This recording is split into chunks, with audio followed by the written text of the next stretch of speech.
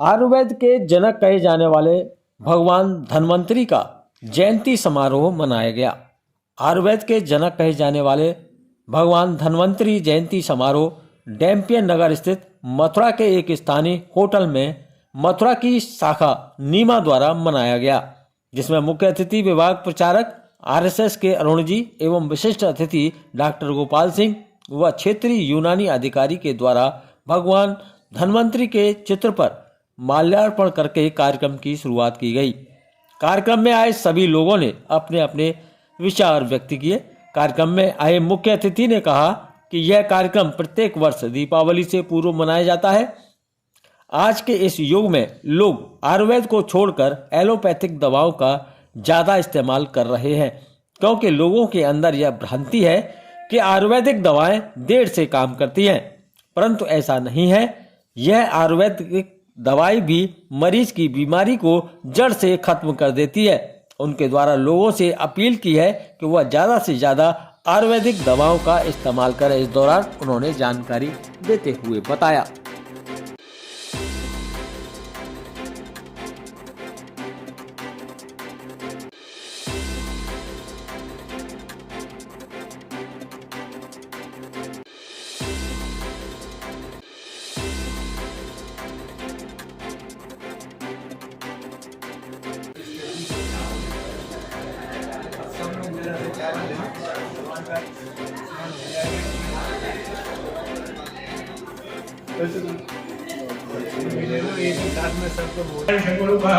आदौ से विश्वभूतानि त्रिपादस्यां मृत्युंजयि त्रिपादोरुदयिपुरः पादौ श्रिया भवत्पुनः ततो विखल्य विश्रामशासनानुसरेयति ततो विराट जायत विराजो अधिपुरः जातो वतिरेत पश्चात् भूमतो पुरः सर्वथा संवृतं प्रगताचिम पशुस्थान चक्रे वायव्यानारण्या ग्राम्यान्ते तस्मात् यज्ञ सर्वथा ऋषः सामान्य यज्ञे चन्दात् पुंसि यज्ञ तस्मात् यदु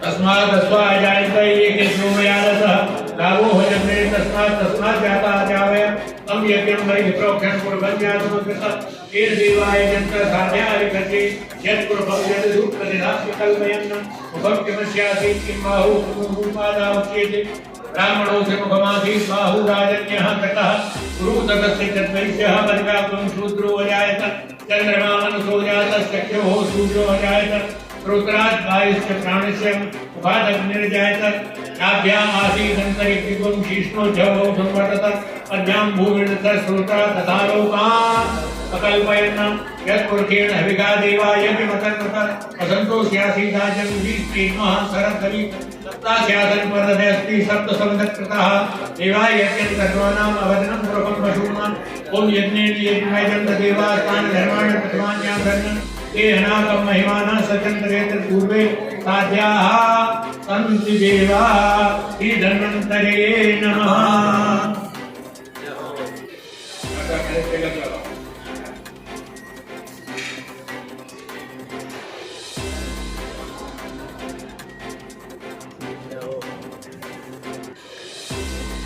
ओम गंधद्वारा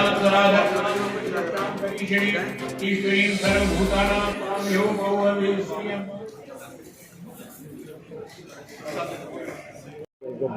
आज धन्वंतरी भगवान धन्वंतरी जयंती समारोह है और इस उपलक्ष्य में हम लोग हर साल दीपावली के दौरान धनतेरस जब भी होता है उस दौरान ही आसपास हम लोग ये जयंती मनाते हैं।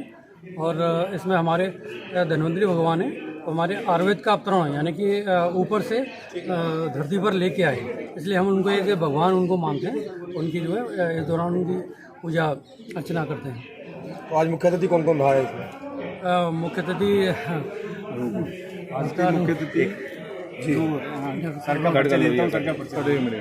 आज मनाया जा रहा है धन्वंतरी महोत्सव, इसकी पद्धति क्या है सर? डॉक्टर क्यों मनाते हैं इसको सर?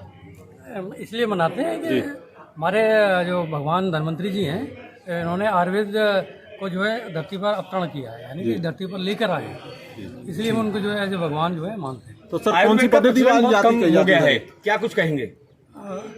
ऐसा नहीं है, प्रचलन जो है अब चूँकि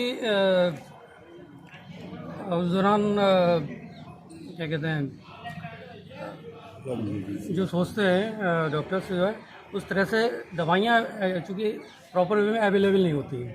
तो अब उस बेस पे क्या होता क्या है कि डॉक्टर अपने जो अनुभव है उनको होता है, उस आधार पर जो ही मैंने अभी बताया था कि भूमि आंवला सिंगल ड्रग, तो उस तरह की दवा प्रॉपर वे में अवेलेबल नहीं, तो डॉक्टर अपने बेस पर जो बनाते हैं और देते हैं। लोगों में भ्रांतियां हैं कि आयुर्वेद बहुत देर में असर करती है और एलोपैथिक ज़्यादा। देखिए ऐसा नहीं है, देर से असर करती हैं। आप लोग भी इस चीज़ को थोड़ा जान लीजिए कि ऐसी कोई बीमारी जिसका एलोपैथ में नहीं है, तो आप ये बता दीजिए कि वो आयुर्वेद में इतनी जल्दी कैसे कर देगी। तो यही वजह है। आयुर्वेद से लोगों का भू भंग होता जा रहा है। नहीं, मैं उसी चीज़ पे कहना चाह रहा हूँ कि जो अगर मान लीजिए सपोज अभी मैंने एक बात कही किडनी डिजीज या लिवर के लिए मैंने सिंगल ड्रग कहा था, ठीक है ना, तो उसमें वो भूमि आंवला सिंगल ड्रग की बात कही थी। अब होता क्या है कि हमें प्रॉपर वे में वो चीज़ नहीं मिल पाती है प्रॉपर वे में। अगर ये चीज़ कुछ फार्मेसी हैं, कुछ इस तरह की जो है, जैसे कि मैं बैद्यनाथ है या डाबर है, अगर सिंगल वे में प्योरिटी वे में अगर अवेलेबल हम लोगों को करा दें तो ये बहुत अच्छा काम करेगी। वो चूँकि मिलती नहीं है। आयुर्वेद के कुछ डॉक्टर्स एलोपैथ की प्रैक्टिस करने लग जाते हैं, उनको लेकर आप कुछ टिप्पणी करना चाहिए, क्योंकि वो ही उसके अस्तित्व को गायब कर रही है।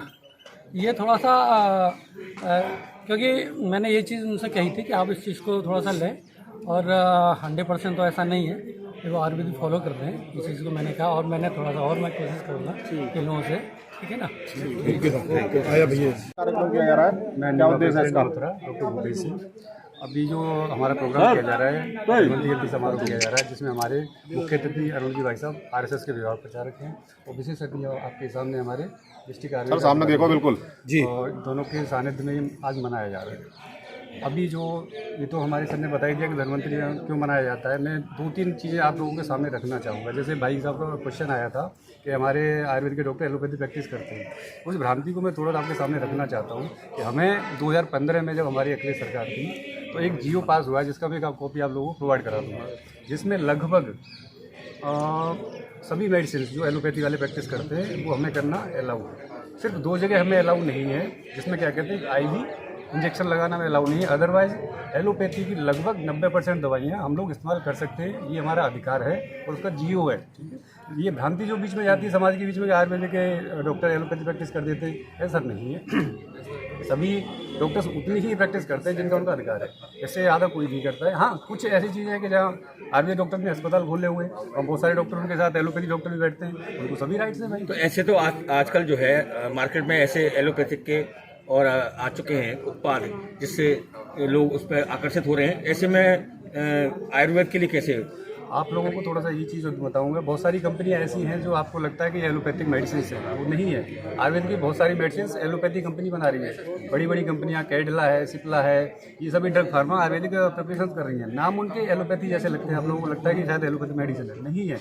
बहुत सारी मेडिसिन आयुर्वेद की हैं जो आयुर्वेद में लिखा भी होता है, लेकिन भ्रांति की बहुत सारी वजह, भ्रांति की वजह हमारा समाज भी है, भ्रांति की वजह हमारे पेशेंट्स भी हैं, और भ्रांति की वजह सबसे जो एक चीज़ हमारे मतलब भ्रांति की वजह सिर्फ एक है कि हमारे पेशेंट भी इतने जागरूक नहीं है, हमारे डॉक्टर्स उन्हें प्रॉपर्ली वे में नहीं बता पाते, कुछ हमारे आप लोगों का सहयोग भी कम मिलता है, इसलिए होता है। मैंने देखा है बहुत सारी जगह जाते हैं, हमारे सभी डॉक्टर्स से यही ब्लेम किया जाता है कि आप लोग एलोपैथी प्रैक्टिस कर रहे हैं, जबकि नहीं। आपको भी मैं कहूँगा भाई, आप लोग हमारा सहयोग करें, जो चीज़ें आपको लगता है उस डॉक्टर से आप जाके पूछें, सर आपने क्या प्रैक्टिस किया है, क्या दवाई दी है, उसका क्लियरिफिकेशन करते हैं। सर, प्राचीन काल से ही ये आयुर्वेदिक का प्रचलन चला आ रहा है, तो फिर अब ऐसा विलुप्त होता क्यों जा रहा है? नहीं सर, विलुप्त नहीं है। आज के टाइम तो आयुर्वेद का सबसे कहेंगे दोबारा से प्रादुर्भाव कह सकते हैं। आज तो आयुर्वेद यहाँ से निकल के लगभग 100 देशों में पहुँच चुका है। अभी विलुप्त नहीं, आयुर्वेद तो 100 देशों में पहुँच चुका है, सिर्फ रूप चेंज हुआ है थोड़ा सा।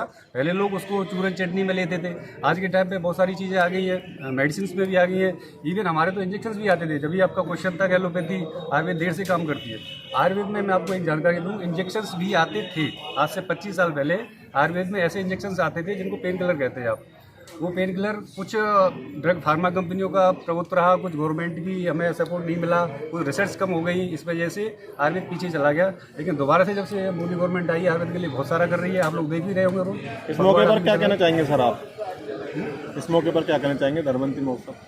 धन्वंतरी हमारी सभी के पूज्य भगवान है। हम नीमा की तरफ से हर साल इसको बहुत अच्छी तरह से मनाते हैं। आप लोगों को इसने बुलाया, आप भी इसका भगवान के चरणों में अपना आशीर्वाद लें और ये शुभकामनाएं सभी को।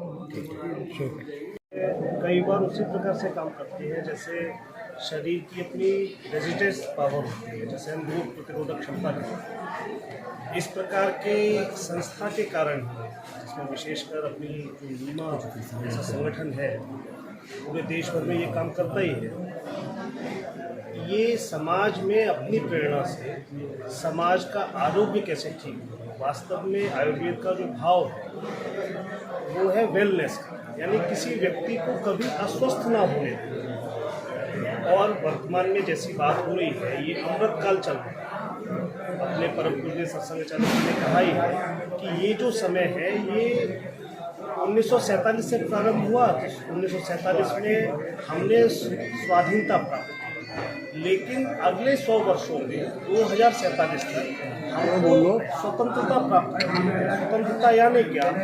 हर क्षेत्र में भारतवर्ष का युवा, भारतवर्ष की जो जनता है, भारतवर्ष का जो समाज है, वो अपनी उल्लेखनीय उपस्थिति पूरे विश्व के पटल पर दर्ज कराए और ये इतनी ताकत एकत्रित कर ले ताकि आगे आने वाले 1000, 2000, 5000, 10,000 वर्षों में भारत विश्वगुरु बनकर समाज जीवन के प्रत्येक क्षेत्र में समाज का मार्गदर्शन कर सके। और उसका आधार केवल और केवल पहला जो सोपान है वो अपना शरीर है। हमारे यहाँ कहा ही गया है पहला सुख निरोगी काया, तो काया का बड़ा महत्व है। और उस काया को प्राकृतिक तत्वों के माध्यम से, प्राकृतिक पद्धतियों के माध्यम से अगर हम व्यवस्थित रखते हैं तो समाज के अन्य कामों में हम अपने 100% को दे सकते हैं। हमारे यहाँ कहा ही गया है संस्कृत में, शरीर माध्यम खलु धर्म साधन। शरीर के माध्यम से ही धर्म को किया जा सकता है, साधा जा सकता है। उसके लिए शरीर आवश्यक है और शरीर के लिए आवश्यक हमने जहाँ जन्म लिया है